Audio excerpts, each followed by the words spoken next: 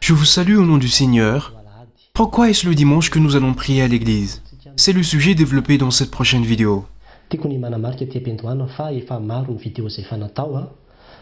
Avant, je tiens à faire remarquer que plusieurs vidéos ont déjà été diffusées sur le sujet du sabbat. Ce serait bien de les visionner. Il y a « Est-ce que je respecte le sabbat en priant le dimanche ?» et aussi « Jésus-Christ est le vrai sabbat ». Le thème de ces vidéos est proche de celui que nous allons voir aujourd'hui. Je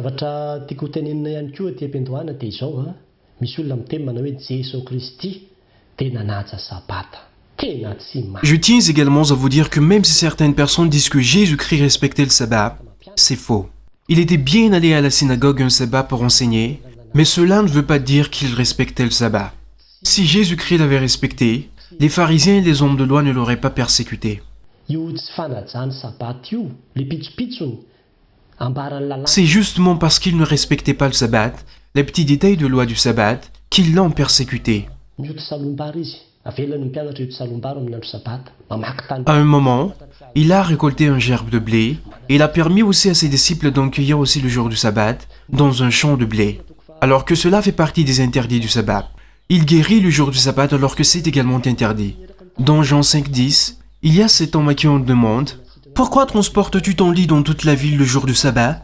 Et il a répondu « C'est l'homme qui m'a guéri qui m'a dit de porter mon lit. » Jésus savait très bien que c'était le jour du sabbat, mais il lui a quand même demandé de porter son lit alors que c'est interdit le jour du sabbat. Il ne respectait pas le sabbat. Il en est de même pour Paul. Il est allé à la synagogue le jour du sabbat parce que la foule y est. Et c'est là-bas qu'on prêche. Les autres jours, les gens sont au travail, on parle des Juifs ici. Et c'est pour cela qu'il a prêché là-bas. Mais si vous regardez aussi dans les Écritures saintes, Paul n'incitait pas les gens à respecter le sabbat. Il a dit, « Idiots de Galatiens, vous respectez un jour ou un mois, j'ai peur pour vous car je me suis fatigué pour vous. » Je tiens à bien vous faire remarquer cela. On ne respecte pas le sabbat si on parle de la façon de le respecter selon la loi. Jésus-Christ et les apôtres n'ont pas du tout respecté le sabbat. C'est le premier point.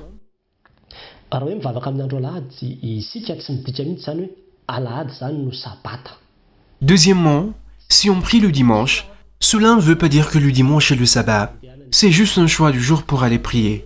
Tous les jours, comme je le disais dans les vidéos précédentes, Jésus est le sabbat et pas un jour. Ce n'est pas un jour, c'est Jésus notre sabbat. Chaque jour, on peut avoir le repos tant qu'on croit en Jésus-Christ notre Seigneur.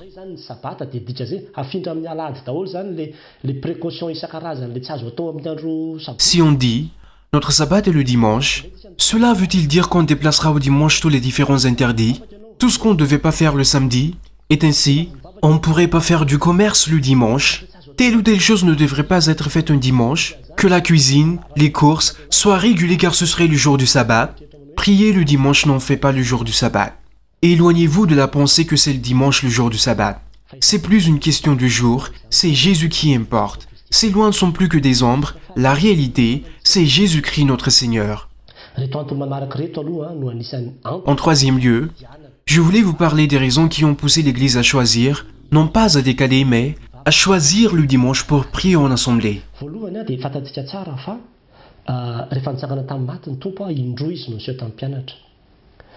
Premièrement, on sait bien que quand le Seigneur a ressuscité, il s'est montré à ses disciples 2 fois, et c'était toujours le premier jour de la semaine. Deuxièmement, on sait très bien que quand le Seigneur Jésus-Christ est ressuscité, il a ressuscité le premier jour de la semaine. Ce n'était pas un sabbat, mais le premier jour de la semaine. Et ensuite, on sait aussi que quand le Saint-Esprit est descendu sur terre, ce n'est pas arrivé un samedi selon le calendrier juif, mais le premier jour de la semaine. Tout cela a une signification. C'est-à-dire que toutes les choses importantes dans la vie chrétienne se sont passées un dimanche. Les Écritures saintes sont claires, et à un moment dans les Actes des Apôtres 20, 7, il dit que les disciples avec Paul se sont réunis le premier jour de la semaine. Le dimanche, on partage le pain et on prêche. Partager le pain signifie participer à la Sainte Seine, l'Eucharistie. Ils l'ont fait un dimanche. On sait très bien que Jean dans Apocalypse 1,10 a dit « Le jour du Seigneur, l'Esprit Saint me saisit. Il a dit le jour du Seigneur, ce jour du Seigneur est un dimanche. Le dimanche est le jour du Seigneur. Avec tous ces points, car chaque dimanche est le moment de rencontre avec Dieu, et cela est rentré dans les mœurs. Misy boky marobe izay voasoratra teo anelanelan'ny taona fahafitopolo sy ny taona fahavalopolo le antsoina hoe boky tranainy na hoe Didaké. De nombreux livres écrits entre les années 70 et 80, les anciens livres appelés Didaché, ont montré clairement que les chrétiens, au départ, priaient le dimanche. Be dia be tamin'ireo boky ireo zany no mitantara hoe nivavaka tamin'ny andro alahady ny kristianina voalohany. De nombreuses pages de ces livres ont raconté que les chrétiens ont prié un dimanche au début. Misy olona miteny manao hoe indria Constantin no namindra an'io andro sabotsy io lasa andro alahady. Et l'autre point sur lequel je voudrais vous interpeller, c'est que certaines personnes ont dit que c'est l'empereur Constantin qui a changé le samedi en dimanche. Quelle bêtise! C'est la méconnaissance de l'histoire qui nous amène à dire cela. Constantin tamin'ny taona 313. L'édit de Milan 313, loi que Constantin a sortie en 313 est claire. Constantin était un empereur romain qui ne priait pas. C'était au temps de la persécution des chrétiens. Avant d'aller livrer un combat, il a eu une vision.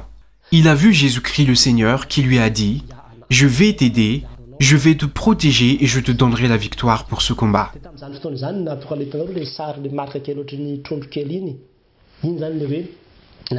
C'est alors que sont apparues les marques qui ressemblaient à des petits poissons.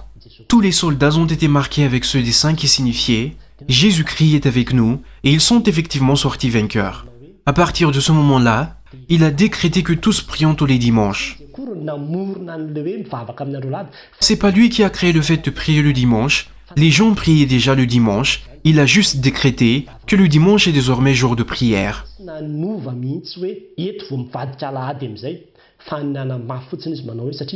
L'édit de Milan n'a pas changé le fait qu'on prie le dimanche, mais juste conforté le fait que les chrétiens prient le dimanche. Il a suivi la pratique qui se faisait à l'époque et l'a décrété jour de prière nationale.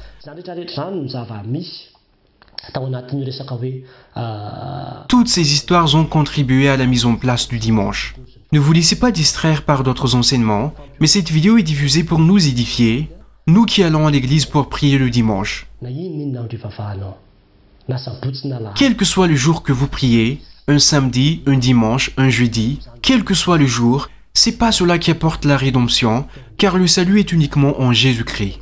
Croyez en Jésus-Christ notre Seigneur, et on vous sauvera avec votre famille. C'est pas parce que j'allume le feu le dimanche que je ne serai pas sauvé, même si j'ai prié à l'église. Notre rédemption ne tient pas de cela, mes amis. Dieu a fait de tous les jours un bon jour. Et quand on est avec Jésus-Christ, notre Seigneur, cela nous donne du repos. Regardez les deux vidéos car cela peut nous aider. Cela veut dire que prier le dimanche est juste un choix pour toutes ces raisons. C'est suite à la pratique de l'époque et jusqu'à maintenant que les différentes églises qui se sont succédées ont continué. Et c'est pour cela que nous prions à l'église le dimanche. Si cette vidéo vous a plu, partagez-la, mettez un j'aime sur la page Marc 1615, que Dieu vous bénisse.